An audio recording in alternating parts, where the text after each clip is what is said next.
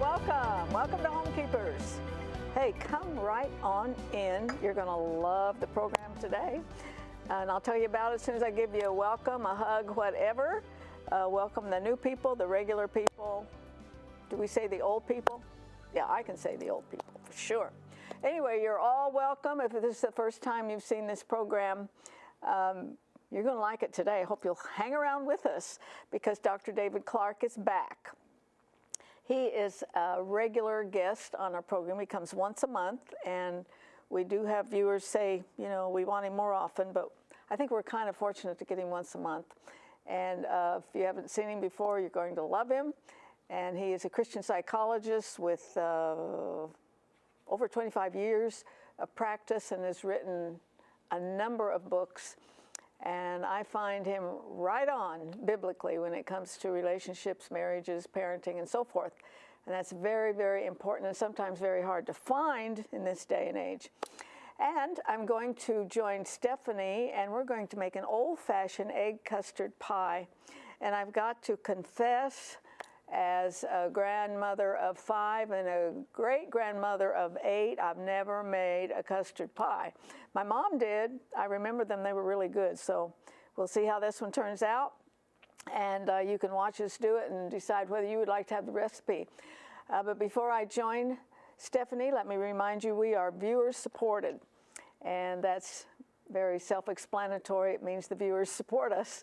And we do appreciate it. And so want to put up the address and the 800 number. If you use a credit card or a debit card, you can use that 800 number, and they'll take your information and get your gift to us. And if you want to write, send a check or whatever, it's Homekeepers Box 6922, Clearwater, Florida 33758. And we appreciate it so very, very much. And I'm over here with my good friend, Sister Stephanie. I look very tall today. Huh? I look very tall today. Well, as you get older, your spine shrinks. That's me. I used to be taller than I am. My daughter told me. Really? Yeah. I'm down about a quarter of an inch. Sorry, I just noticed. So okay. So we're making, this is a super duper easy custard pie, like this. The easiest. You make them yourself, right? Cream pies. I was thinking it was custard, but it's more like banana cream, coconut cream, and all of that. So this is more custard, where that's more cream, but. You have 3 eggs you're going to beat up for me. Okay. I have a cup of milk. I have a 1/4 cup of butter melted, a cup of sugar, 2 tablespoons of flour, some nutmeg, and some vanilla. And then this is just a store-bought crust that I'm just going to put in my pan here. Do you want to know what I did last week? Yes, please. Well, my daughter went on a little weekend with her family. And she has this pecking list of people who can keep the dog, and I'm the last one on it. Don't hate me, but I'm not a dog person. Aww. So Gunner came over. He's a Maltese, and he is adorable. Your grand dog. Yeah. But my place is kind of new, and so she brought all the stuff and all put the toys. Oh yeah, and he's supposed to do his thing outside. Yes. Well, I put the puddle cloth down and all that, which he's supposed to be very familiar with. And then I noticed something, that he hadn't used the cloth. I was mad. Well, he wasn't at his house. But I was thankful that he didn't do it on the white carpets in the bedroom. Yeah. So then he had a couple of days where he did what he was supposed to do, but I wouldn't leave him at all because he barked all the time. Oh. You could tell. He was out of his element. So I didn't even get to church. Oh, no. Couldn't leave this barking. So I came to the office here, and he sat right at my feet while I was at the... So then the last day, she comes back, and I said, I don't think he's done his job yet. And she said, well, I'll take him home. We'll see. The next morning, see, I have these carpets downstairs that are multicolored, kind of dark. I read my Bible first thing in the morning, and I pray. And when I pray, I walk. I walk the length of it down there, and I stepped on something. Oh, no. I lost my urge to pray just like that. I didn't do anything bad or anything, but I just didn't feel like praying. Oh, no. And I wrote him a email. So that'll You're be the never last coming time. back. So I just mixed you beat the eggs for me. Yeah, I did. And I just mixed everything together, and I'm just making sure the sugar is dissolved. And that is a nightmare of a story. I've watched a few dogs. One of them was the president's of our networks when his dog was really? around. And that dog did its business on my carpet. And Bob came back and I was like, your dog? Yeah, not so much, but I couldn't get mad. She was older at the time and she was so cute. I remember, what was her name? Her name, yeah. I can't remember. I remember. Is that correct? I know it. Yeah. I'll know it next show. No. Yeah. Okay, so then you just pour this into the, oh gosh, no. No. You have to bake the shell for 5 minutes, okay? Bake the shell for 5 minutes, and then you put the custard inside. I am worthless. I'm going on vacation again next week, Arthelene. I've become worthless again. I am impressed with your life. I'm going to Tennessee. It's going to be my dad's birthday. That's good. Is it good? It tastes a lot like my mommy's did. Yeah. Oh, that's a nice consistency too. Mm-hmm. You like that? That's very, very good. So, you know, if there's probably a lot of younger people who've never ever had a custard pie. So get the recipe. Don't follow what I just did. Yeah. Because you have to bake this for 5 minutes. If you want it. And there are tons of custard pie recipes. You know, we went through a bunch of them. So, anyway, if you would like to have it. You do want it. It's very tasty. Just do it right. The information's coming up on your screen. And we'll be glad to send it out to you, no cost. Most people do it by email. That's the easiest way. And stay and meet Dr. Clarke. If you haven't met him, you're going to love him.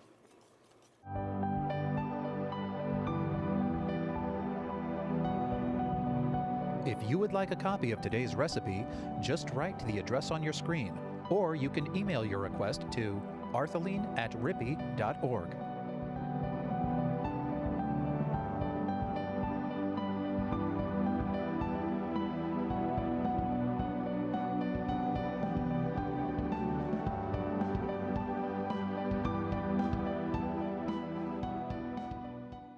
Well, it's always a delight to have Dr. David Clarke back. Dr. Clarke, I had a lady write and say, I wish he was on more often. My mother writing in. Wonderful. I thought, lady, if you knew how hard it was for me to get him over here, you'd be very grateful. Well, I love coming. For what you get. But, boy, your schedule is one that we kind of have to really back and forth. But welcome, and this is hot off the press. Very hot, yes. Brand new book here, the top 10 most outrageous couples of the Bible. And I did go, this hasn't been out long at all. I went on Amazon to see if it's there. It's there. Yeah, it's just barely out. 3 weeks, 4 weeks? Yeah. Yeah, you and I have talked off and on about the couples in the Bible. And boy, did you ever explore them and get in detail. Now, why do you call them outrageous? Well, because they are outrageous, over the top, out of the box, you know, making these dramatic, hideous mistakes. These are giants of the faith. They're just messy. And then also outrageously in the good way. Faith, making good decisions, caring for each other, following the Lord. So it's on both sides of the equation, but they're just larger than life. It's not routine. Well, how did you go about choosing the couples? There are a lot of couples in the Bible. Well, there are. God just directed me. I had them all laid out, and it was hard choosing these 10, but I just felt directed to these in particular because their stories really kind of resonate. I would read the story, of course, in detail, and things would just jump out at me. I thought, I can do with that. I can do with that. That's going to teach this. And the way it laid out, these 10 teach just about all you need to know to have a great marriage. That's what is so interesting, and I was thinking about it.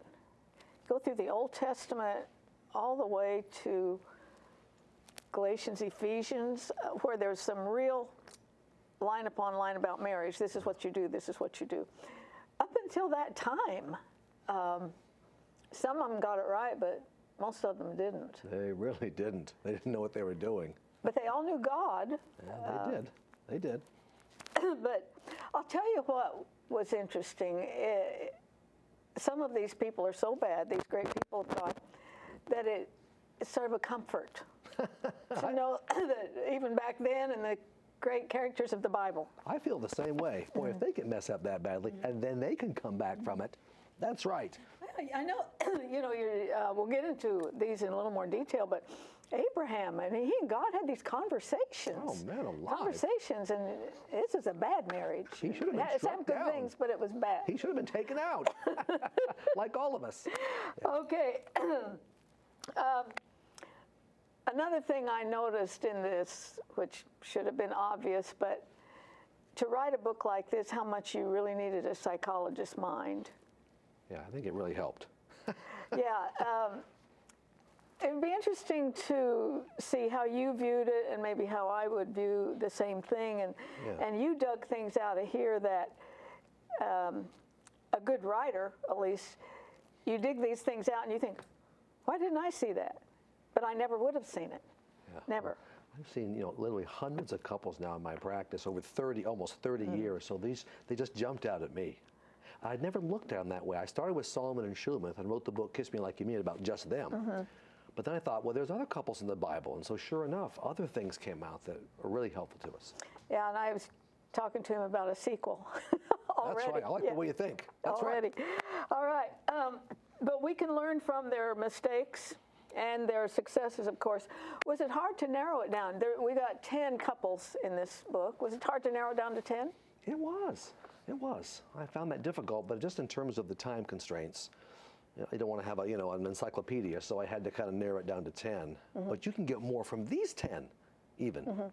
But God just directs the process. I pray over it, and it's amazing how I outline each chapter before I do it, and it just came together beautifully. I was just thinking something. I want to backtrack a little bit about you because this is first time maybe a lot of viewers have seen Dr. Clarke.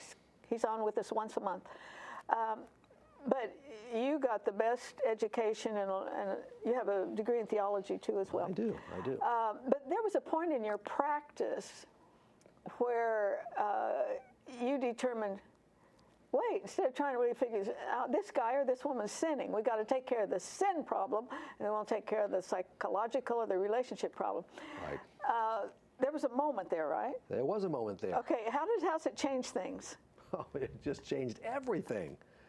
And people need, now some of course will not respond when you confront them in their sin, but many, at least in my office, they will respond to that. They need someone to say that. No one else in their life is going to say that. No, they'll say it's her fault or his fault. Yeah, exactly. Yeah. I'm talking to you. And I start with all my couples now with you. I want you to look in the mirror. What are you doing wrong? And they hate me for that. I want to tell you what she's doing wrong. I could give you 900 pages. I don't want to hear that. You could be right. It makes no difference. It's not going to help. What have you done wrong? And they wrestle with that, but that's the best way to start. That's how God starts with us. What are you doing? What are you doing After they wrong? get over the heat of the anger, what do they say? They come up with things that are really true. Well, okay, I'm not doing this, and I'm not doing that, and I shouldn't have said this, and I have weaknesses. They start getting into it, and they see, that it's a biblical principle. Look in the mirror first. Well, the log in your own eye. We know that's what Scripture says. I'd like to see you in a counseling station with Abraham and Sarah. That would be a hoot. Man, I would have taken them to the woodshed. I know. Okay, we're going to get into some of these in a minute.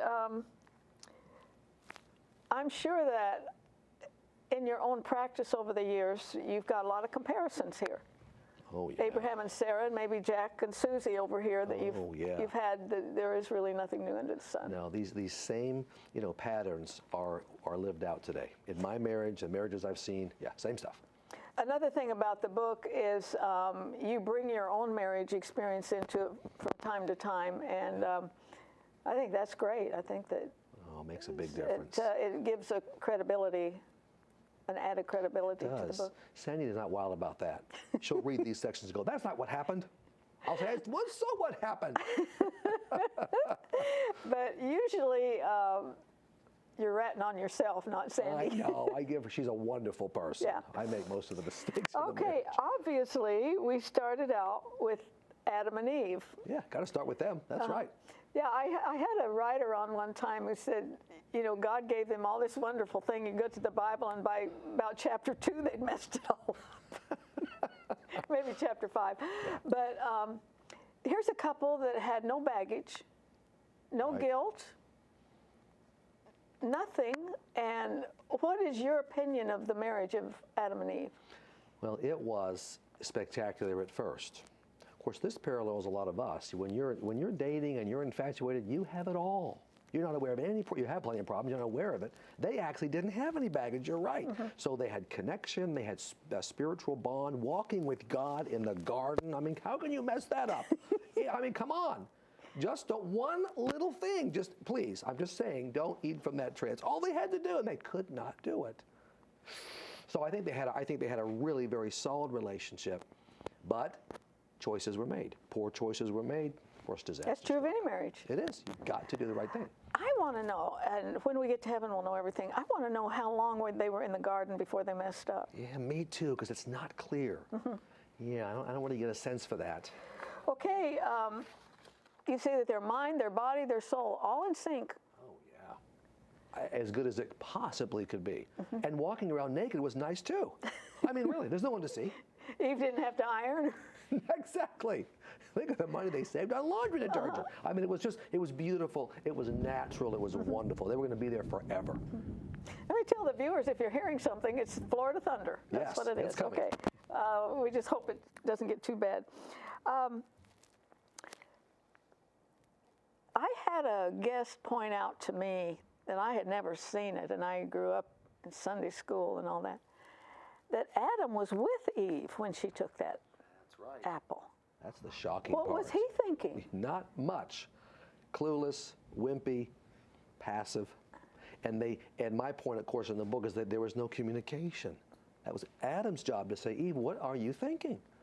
You might want it. I can understand wanting it. I want to eat it too. I guess there was human nature involved, but we're not going to do that. And we're going to talk through this, and we're going to take it to God, which we all should do as couples. They didn't do that. So that lack of teamwork was just shocking. He's standing right there. That's thought-provoking. Oh, it's just like, wow. They had conversations with God. Yes, and it would have been just that easy to say, God, we're struggling here. We're going to having a problem. They didn't do that. I wonder,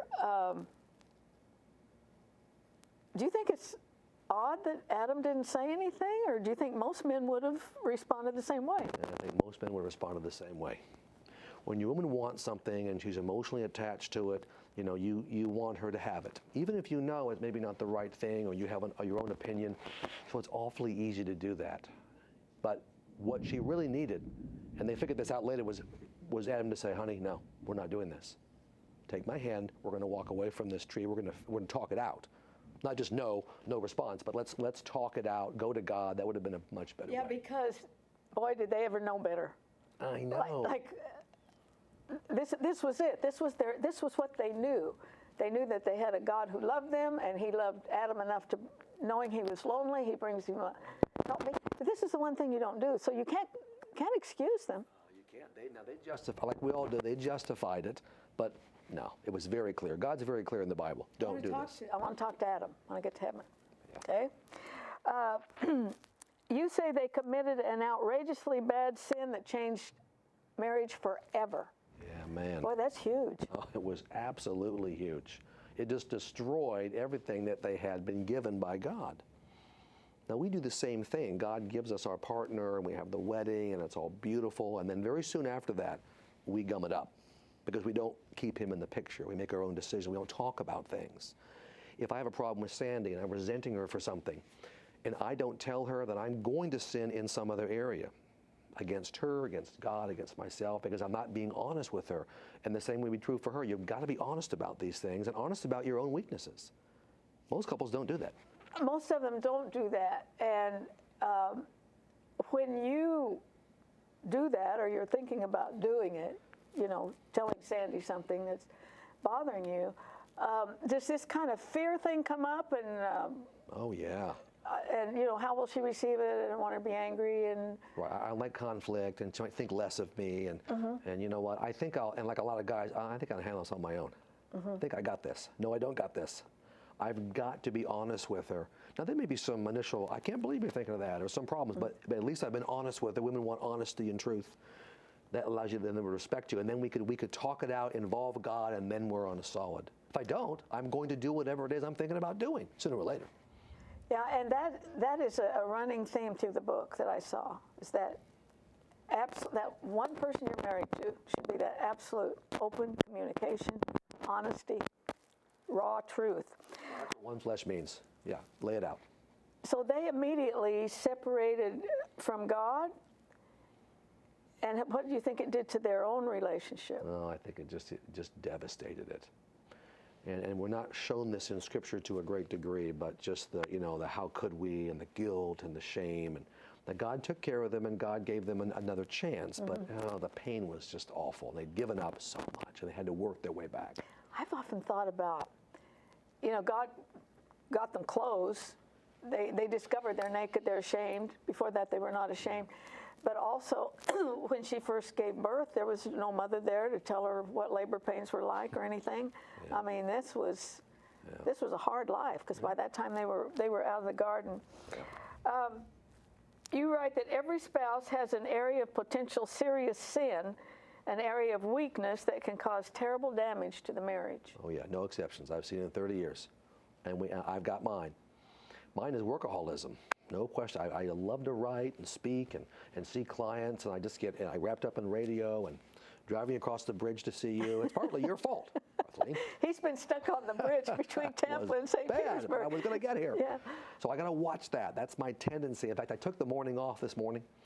We're getting ready for vacation, and so and Sandy calls me. She went to the office because she's my secretary now, and she says, "Are you bored yet?" I said, "Yes, I got nothing to do." She knows she doesn't she? Does. So, do you know the area of weakness in your own area of weakness, I'm sure. I'm sure there are a lot of people who don't know their own, but I think you do. You're a psychologist. Yeah, I know it. And your wife probably knows her area of weakness. Oh, she does. And this is very good. It is good. I can watch her. She gives me permission to speak into her life about her weakness, which we won't mention on the air. It's not as bad as mine, but anyway. So, I live with her. I know when she's doing it. I can see it. And so we have to have discussions. And of course, she can see me when I'm getting too wrapped up. I got to take a break. We're going to the weekend, the beach for the weekend or something. No, I got work to do. No, we got to go. So we help each other. I just wonder what percentage of marriages really have that. Very few. Yeah. Just in the single digits, maybe. And with this book, I'm trying to change that because life could be so much better. Let me mention the book again, hot off the press. The top 10 most outrageous couples of the Bible. And we're just kind of getting started today on Adam and Eve, but there's such a variety, and there's good ones and there's bad ones, and talk a little bit about parenting and all that. When it comes to temptation, or the thing that can destroy the marriage, and this really sums up Adam and Eve, certainly Eve, the temptation, then the rationalization, you make the choice, right, except for the consequences. Yeah. If they had talked about that, and that's what your spouse is for, I mean, they're always there, they're always within reach, it would have broken that chain. Eve, and let's talk about what the serpent's doing, and Adam made a few pitiful little attempts, but they didn't amount to anything. He was not going to stop her. You've got to stop your spouse, do what you can. I think it would have gotten off the track. Let's talk this through. How did he get you? How does Satan get you? Because he's going to get you in your area of weakness. And if it's just you against him, you're going to lose every time. But you and your spouse, and of course God, you're going to win every time. A revolutionary idea for marriage, 99% of marriages do not have it, and you say it's a wide open, vulnerable marriage about your area of sin and temptation. Yeah. That is powerful, and we're not talking about an open marriage. We're talking about where you're transparent to your mate. Right, that's what I mean. And this is very controversial. In fact, one publisher who turned this book down, who will go nameless, they did for that very reason, that very section of that one of the first few chapters on Adam and Eve. This editor's point was, you can't have that kind of openness in a marriage. You can't share these personal things. I said, are you a psychologist? Where'd you get your degree? I know what I'm talking about. It was the weirdest thing. I thought, well, okay, I disagree, obviously, and we'll go on to somebody else. It was a lady. She didn't get it. She just did not get it. Well, the Bible says, walk in the light, stay transparent. Yeah. Do you know what? We're already out of time. Really? But we're going to pick this up. It might take us 3 or 4 months to get through this book. Hey, I'm up for it. And let me remind you real quickly, all you pastors out there, if you want to have a marriage seminar, boy, do I recommend him. But stay with me. I have a couple things to say before we have to say goodbye.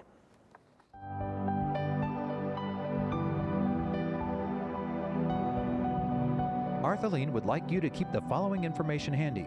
You may contact Homekeepers by writing to Homekeepers, P.O. Box 6922, Clearwater, Florida 33758, or go to www.rippy.org. Remember, we always enjoy hearing from our viewers, and we thank you for your support.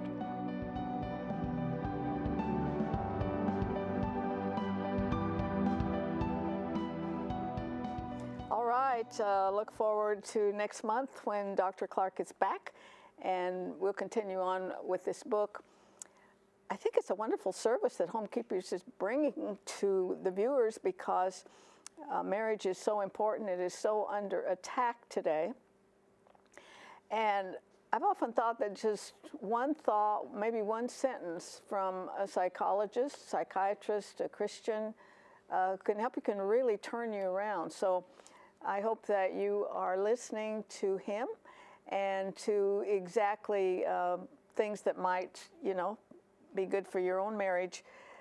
And I think it's so important that you look in the mirror and say, all right, what am I doing wrong? You can do that, friend. And always, especially in marriage, family, and so forth, but anywhere, just err on the side of love. I wrote this down. It was on Facebook with my good friend Rob Hoskins, and he has been on this show. One of the sweetest individuals you'll ever meet. He's a missionary. But he wrote on Facebook, at the end of the day, no matter how hard, as a leader, husband, father, and friend, I've never regretted showing too much love. Oh, please remember that, friends.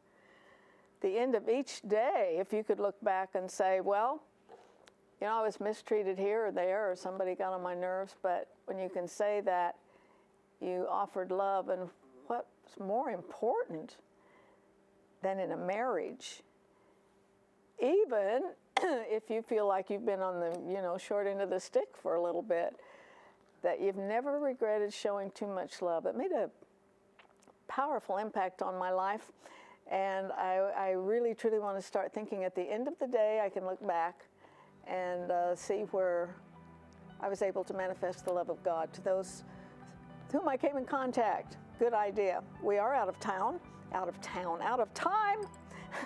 But please join me next time, remembering there's no higher calling than that of a homekeeper. God bless you.